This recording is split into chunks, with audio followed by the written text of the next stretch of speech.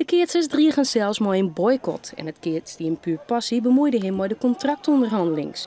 Daarop lukt Oranje Woord hem waarom als sponsor. En daar binnen de keerters bot van schrokken. Ja, uiteraard. Als keertje probeer je vanzelf ik wat en probeer ik aan tafel te komen en van jezelf zo goed mogelijk afspraken te maken. En ik probeer om, goed dat we u insteek doen om een logo bij op het shirt.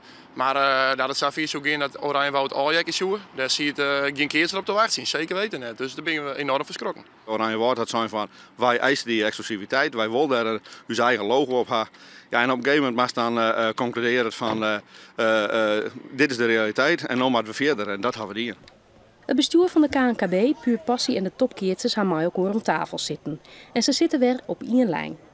De reuring die het ontstaan is, ik wil weer wat opleveren. En dat het ik opleveren, dat duidelijk was dat al die partijen eigenlijk wel inzien hebben dat FB Oranje Woud toch echt wel een hele goede sponsor is voor het keertsen.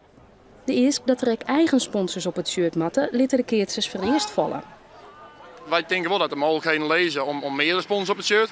Maar dat de KNKB en Oranje Woud eruit komen tot exclusiviteit op het shirt. Dan lezen de keerters zich rond de del en dan gaan wij net de boel boycotten of zo. Daar is helemaal niet sprake van. Oranje Woud zei in een reactie dat het een dreig besluit had om haar waarom te loeken als sponsor. Na de oproep van de keerters jouwen ze om er toch nog wel eens hoe praten te wonen. Het feit dat we weer contact maken met elkaar, dat jouwt aan dat we nog net uitpraten binnen met elkaar. De keerters hadden hoop dat er in de toekomst wel ruimte komt voor meer sponsors op het shirt. En na FB Oranje Woud komt er misschien een andere sponsor die er ook zo denkt. En dan krijgen we misschien wel uitzending, laat ik het zo zeggen.